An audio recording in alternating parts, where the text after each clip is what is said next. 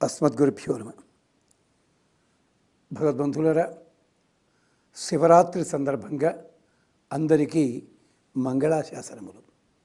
శుభాకాంక్షలు అన్న పదం వేరే అర్థాన్ని ఇస్తుంది. శుభమును ఆకాంక్షిస్తూ మనకందరికీ కూడా మంగళ ఆశాసనములు కలుగ్గాక అని ఆశాసన చేస్తున్నాం. ఈనాడు జపము, జాగరణ, ఆరాధన, ఉపవాసము ఇలాంటి రకరకాల ప్రక్రియల్లో ఎవరు ఎన్ని రకాలుగా మనస్సుల్లో చెప్పుకున్నా, పుణ్యము కావాలనుకున్నా, మోక్షము కావాలని చేస్తున్నామని చెప్పినా, పాపహరణం కావాలంటున్నా, అందరికీ కావాల్సింది ఏమిటి అంటే ఇహలోకంలో ఉన్నప్పుడు సౌభాగ్యం కలగాలి, క్షేమంగా ఉండాలి, అందరము కలిసిమెలిసి ఉండాలి, ఆరోగ్యంగా ఉండాలి, సమస్యలు ఉండకూడదు. ఇది కదా అంతర్లీనంగా ఉన్న కోరిక.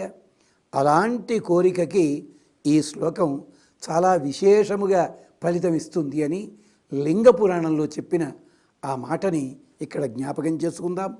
నమో దిగ్వాససేతుభ్యం కృతాంతాయ త్రిశూలినే వికటాయ కరాళాయ కరాళవదనాయ చ. చాలా తమాషా అయిన శ్లోకం ఇది.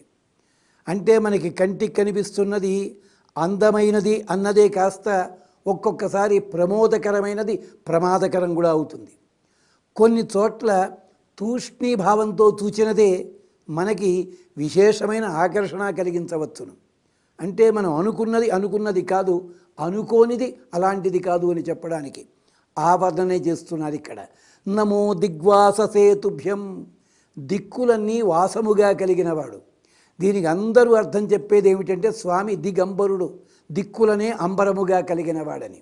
కానీ చమత్కారం, దిగ్వాససే అంటే దిక్కులన్నిటి యందు వసించువాడు అని అర్థం. దిక్కులన్నీ తన వాసస్థానముగా కలిగినవాడని, సర్వవ్యాపి అని అర్థం అన్నమాట. నమో దిగ్వాససేతుభ్యం కృతాంతాయ. కృత అంతాయ, కృతాంతుడు అంటే అర్థం యమధర్మరాజుని అర్థం చెప్తారు. ఇక్కడ దాని అర్థం అది కాదు. కృత అంతాయ, కృతము అంటే నువ్వు చేసిన కర్మ, దీనికి ఫలితం ఏది ఇవ్వాలో ఆ ఫలితాన్ని ఇచ్చి నువ్వు చేయవలసిన పని పూర్తి చేయువాడు. కృతాంతాయ అంటే చేసిన పనికి ఫలితం ఇచ్చువాడు అని అర్థం. కృతాంతాయ త్రిశూలినే, త్రిశూలం చేతిలో కలిగినవాడు. అంటే సత్వ రజస్తమో గుణములు మూడు కూడా ఏకీకృతమైతే ప్రకృతిగా మారుతుంది. 3 దశలు దాటినట్టయితే పరమాత్మ స్వరూపాన్ని చేరుకోగలము. త్రిశూలినే వికటాయ కరాళాయ, విచిత్రమైన రూపం. వికటాయ కాదు, విశేషముగా పాపములు తొలగించువాడు, విశేషముగా ఐశ్వర్యమిచ్చువాడు. కట, కటం ఐశ్వర్యముచ్యతే అని చెప్పి, వి అంటే పాపమైతే కటం అంటే దాహం అనర్థం. పాపములు తొలగించేవాడు, ఐశ్వర్యమునిచ్చువాడు అనర్థం.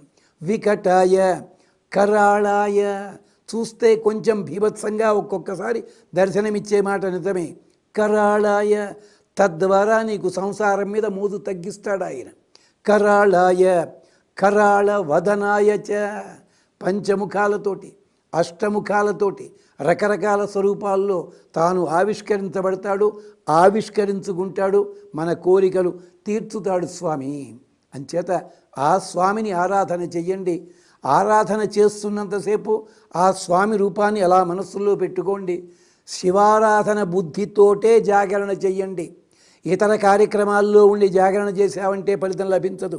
నిజముగా భగవదారాధన రూపముగానే జాగరణ జరగాలి, ఉపవాసము జరగాలి, అర్చన జరగాలి. నమో దిగ్వాససేతుభ్యం కృతాంతాయ త్రిశూలినే వికటాయ కరాళాయ కరాళవదనాయ చ. ఇది భార్యాభర్తల అనురాగాన్ని మరింత పరిపుష్టం చేసే శ్లోకమని నారదుడు చెప్తాడు ఘట్టంలోను. అంచేత ఈ స్తోత్రాన్ని శ్రద్ధగా ఇవాళ అనుసంధానం చెయ్యండి, కొన్నాళ్ల పాటు అనుసరించండి, సత్ఫలితాలు పొందండి. స్వస్తి.